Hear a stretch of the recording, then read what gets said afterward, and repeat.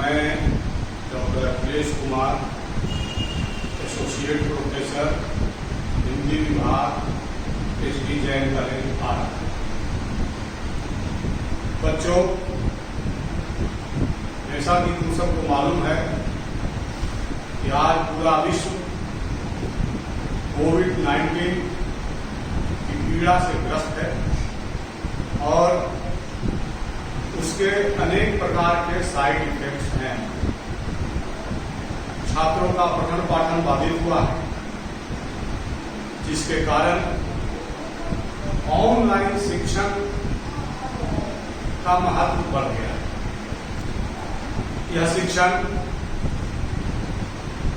Meeting app या video recording या दूरभाष से शिक्षण कई विधियों से प्रदान किया जा सकता है।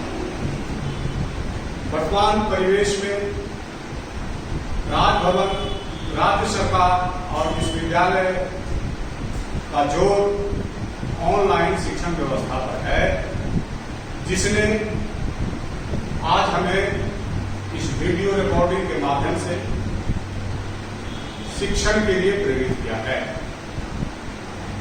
आज का विषय है अलंकार। अलंकार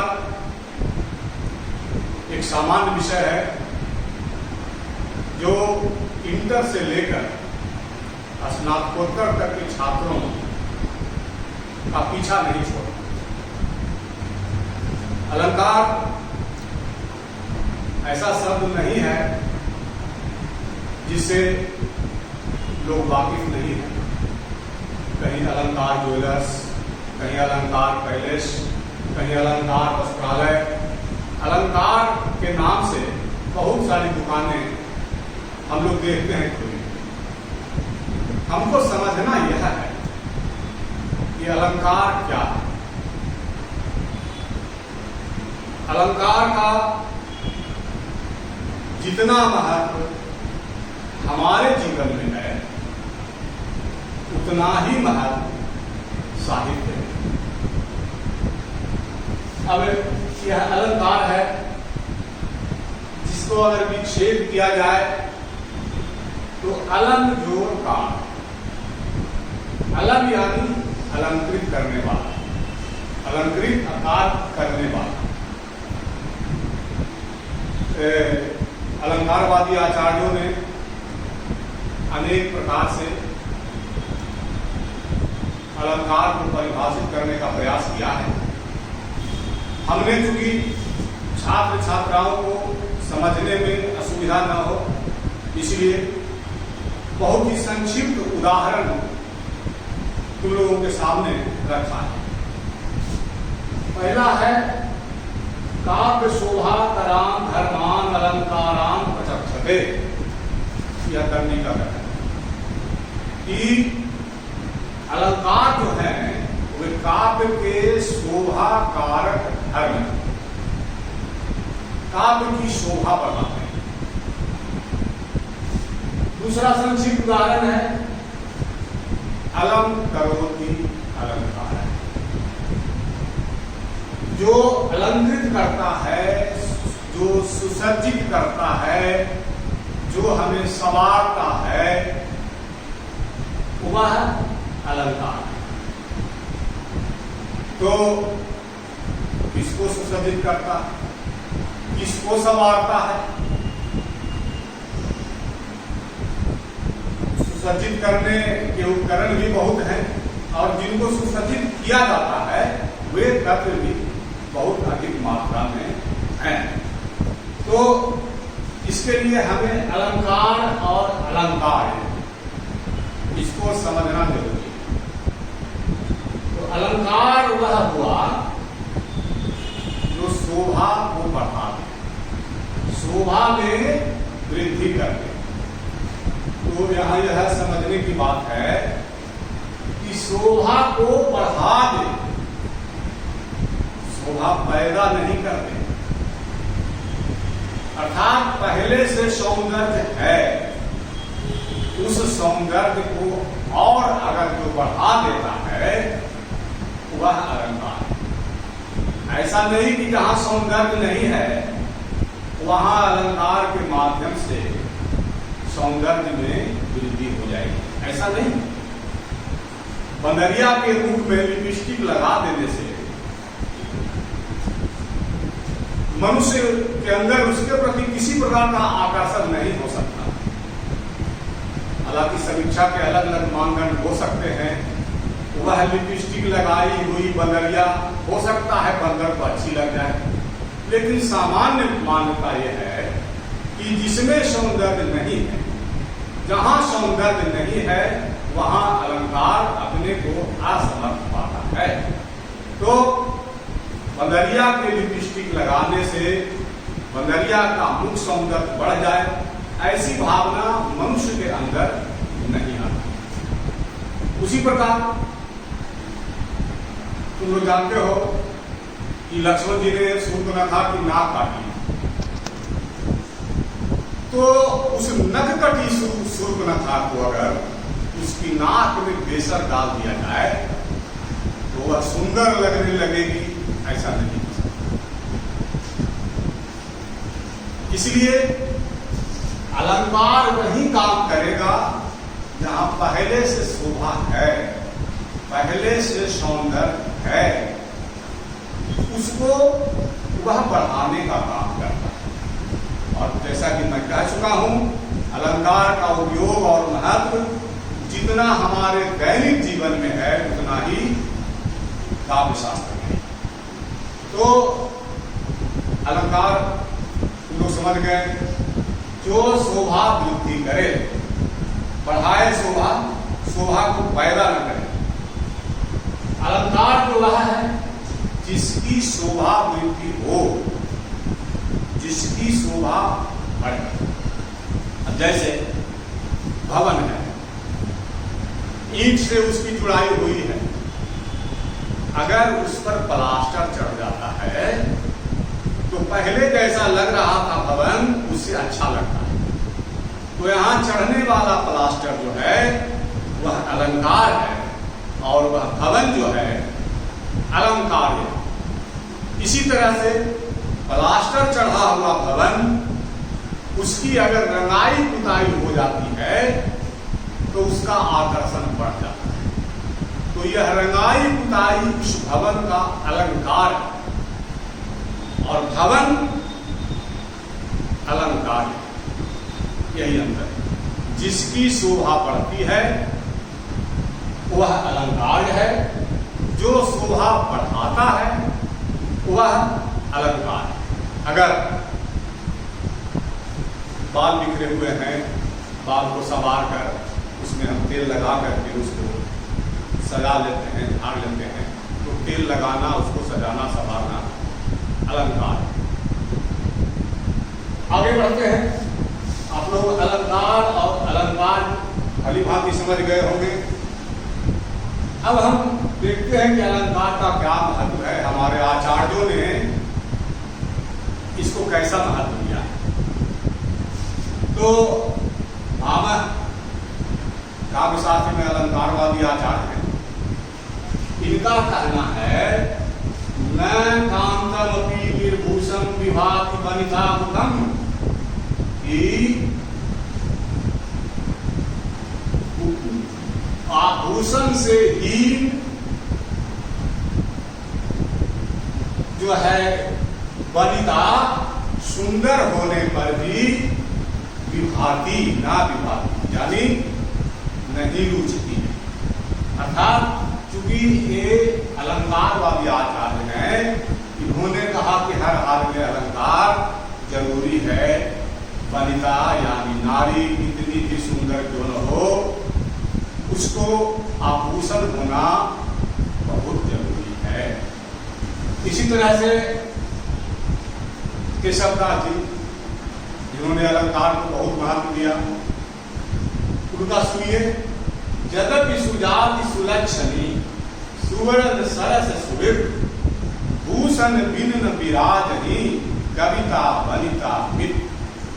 केशवदास जी कहते हैं कि यद्यपि सुजाति सुंदर जाति सुलक्षणी उसके लक्षण शुभ हो, शुभ रंग वर्ण रंग ठीक हो, सरस देखने में भी ठीक हो, सुविध सजी हुई हो, फिर भी भूषण बिन न विराजनी कविता बनिता भी।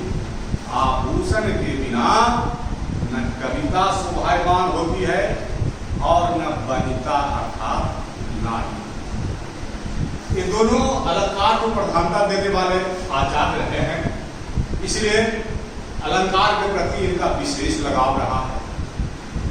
ऐसा नहीं है कि अलंकार के बिना नारी और कविता की शोभा नहीं होगी, शोभा अवश्य होगी। हम नीचे दो उदाहरण आपके सामने रख रहे हैं, जिससे यह स्पष्ट हो जाएगा अलंकार कौन है और अलंकार कौन है और शोभा कैसे बढ़ जाती है, ये भी स्पष्ट हो जाएगा। पहला है, कहत समय बेदी दिए आंख 10 गुणों हो, दिया लीलार बेदी दिए अगणित बढ़त फूलो। यह महाकवि बिहारी का दोहा है और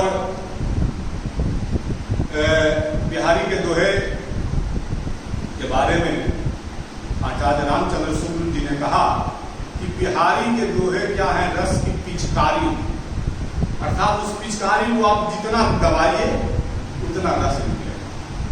बिहारी को दोहे की यही विशेषता है, जितना आप निचोड़ेंगे, जितनी गहराई में जाएंगे, आपको उतना ही रस प्राप्त होगा। लेकिन हमें बिहारी के दोहे को यहाँ अलंकार के रूप में देखना है कि कैसे अलंकार जो है वह प्रभावी होता है। कहत समय बेदी की आंख 10 गुणों हो। लोक में यह प्रचलित मानता है कि अंक देने बिंदी लगा देने से अंक 10 गुना होता है। इस तरह से अब जैसे एक लिखे हुए हैं, यहाँ एक बिंदी लगा दिए जीवों का तो 10 गुना हो गया। अगर यहाँ पर 5 है और एक बिंदी लगा दिए 50 हो गया, अर्थात बिंदी अंक को 10 गुना महत्व प्रदान कर देती है, ऐसी मान्यता है। और यह बात प्रमाणित भी कि किसी भी अंक के बाद शून्य लगाने पर उस अंक का महत्व 10 गुना होता है। तो देखिए, कहत समय बेदी दिए आंख 10 गुना। लोग सब कहते हैं कि बिंदी लगा देने से अंक 10 गुना हो जाता है, अंक का महत्व 10 गुना बढ़ जाता है। पिया लीलार बेदी दिए अगणित बढ़त फूलो। लेकिन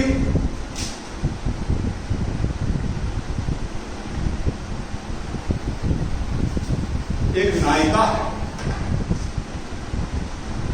जिसके ललाट पर जब बिंदी लगाई जाती है, बिंदी ललाट पर ही लगाई जाती है, तो एक नायिका है जिसके ललाट पर जब बिंदी लगाई जाती है, तो उस बिंदी से उसके मुखमंडल का सौंदर्य 10 गुना नहीं बढ़ता, अगणित बढ़त फूलो, अनगिनत बढ़ जाता है, कई गुना बढ़ जाता है, इतना बढ़ जाता है जिसकी गणना संभव नहीं।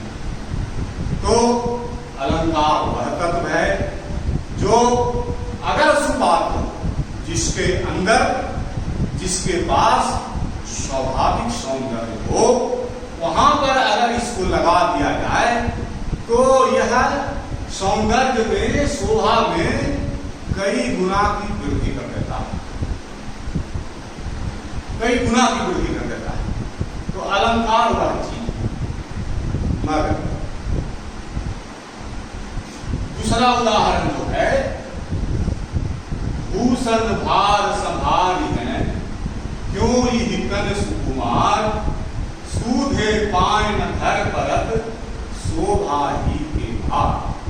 यह भी महाकवि बिहारी लाल का दोहा है और इसमें स्वाभाविक सौंदर्य क्या होता है, इसके बारे में बताया गया है। बिहारी के दोहों में प्रसंग की कल्पना करनी पड़ती है। तो प्रसंग यह है कि एक नायक है और एक नायिका है, और नायक और नायिका में स्नेह प्रेम। तो नायक नायिका से कहता है कि तुमने यह आभूषण नहीं पहना, तुमने यह आभूषण नहीं पहना, क्यों नहीं आभूषण पहन कर आई? तो उसकी सहेली जो है, रीतिकाल में नायिकाओं की मदद के लिए दूतियां हुआ करती थी, सहेलियां हुआ करती थी। बिहारी रीतिकाल के कवि हैं। तो नायिका की सखी नायक से कह रही है, क्या कह रही है? ध्यान से सुना जाए। भूषण भार संभार है, क्यों यही तन सुकुमार? कि भूषण भार संभार है, आभूषण का भार संभाल सकेगी, क्यों यही तन सुकुमार? अपने इस सुकुमार शरीर को लेकर, अपने इस कोमल शरीर के ऊपर आभूषण का भार यह नायिका संभाल सकेगी? तुम कहते हो आभूषण नहीं पहना, सूधे पायन धर बरत शोभा के भार। कह रही है सखी, अरे इसके तो पांव ऐसे ही सीधे नहीं चलते हैं, आभूषण का भार जब इस पर हो जाएगा तब तो और नहीं चल सके। अर्थात यहाँ नायिका के अंदर के स्वाभाविक सौंदर्य के बारे में बताया गया है। नायिकाओं का लहरा करके, बलखा करके चलना भी एक सौंदर्य है। नायिकाओं की कई चाल होती है। रामचरितमानस में सीता जी को बन जाने से रोकने के लिए जब कुछ करना होता है तो कहते हैं, हंस गवनी तुम नहीं बन जो, सुनी अब जस मोहि दे ही। यह हंस किसी चाल वाली सीते, तुम बन जाने योग नहीं हो, हंस कंटक में नहीं चला करते। तो एक हंस गवनी होती है, एक हस्तिनी की चाल वाली होती है। कमलिनी नायिकाओं के कई प्रकार हैं और भिन्न भिन्न प्रकार की चालें हैं। तो सुंदर नारियों के चाल में भी एक सौंदर्य होता है, इसी की ओर इशारा किया गया है। तो कहा जा रहा है कि यह तो ऐसे ही सुंदरता के भार से दबी हुई है और तुम आभूषण पहनने करते हो, तो कोई जरूरी नहीं है कि इसके अंदर प्रकृति सौंदर्य है, जिसके पास दिव्य सौंदर्य है उसको आभूषण जरूरी हो। लेकिन फिर भी अगर सौंदर्य मंडित कोई प्राणी है और वह आभूषण धारण कर लेता है तो निश्चित रूप से उसकी शोभा बढ़ जाती है। तो हम समझते हैं कि अलंकार क्या है और इसका कितना महत्व है जीवन में और काव्य में। जो महाकवि होते हैं वे अलंकार का प्रयोग प्रयास करके नहीं करते हैं। उनके अंदर इतनी प्रतिभा होती है कि उनकी रचना में अलंकार स्वतः समाविष्ट हो जाता है। यह उनकी प्रतिभा का कारण होता है। लेकिन कुछ आचार्य ऐसे होते हैं, अलंकारवादी आचार्य ऐसे होते हैं जो अलंकारों को घुसेड़ने का प्रयास करते हैं। तो किसी भी चीज की अति ठीक नहीं होती है और जहां अलंकार को ज्यादा प्रयोग हो जाता है तो जिसकी शोभा बढ़नी होती है वह शोभा बोझिल हो जाती है, फिर अच्छा नहीं लगती है। तो स्पष्ट है कि अलंकार शोभा का जनक नहीं है। अलंकार शोभा में वृद्धि ही मात्र करता है, वह नैसर्गिक सौंदर्य नहीं। लेकिन मानव जीवन में और साहित्य में अलंकार का समान रूप से महत्व है। हम समझते हैं कि आज के क्लास में ये बातें स्पष्ट रूप से समझ में आ गई होगी। तो साहित्य में अलंकार के भेद भी हैं, शब्दालंकार, अर्थालंकार, उभयालंकार। चमत्कार जो है वह कई तरह से होता है। जो चमत्कार शब्द के माध्यम से होता है वह शब्दालंकार, जो अर्थ के माध्यम से होता है वह अर्थालंकार, और जहां पर शब्द के माध्यम से भी चमत्कार हो और अर्थ के माध्यम से भी चमत्कार हो तो वहां उभयालंकार होता है। तो आज के वर्ग के लिए बच्चों हम समझते हैं कि इतना पर्याप्त है, और अगले क्लास में अलंकार की भेदों पर आगे चर्चा करेंगे। शांतिपूर्वक इस ऑनलाइन क्लास में शामिल होने के लिए धन्यवाद।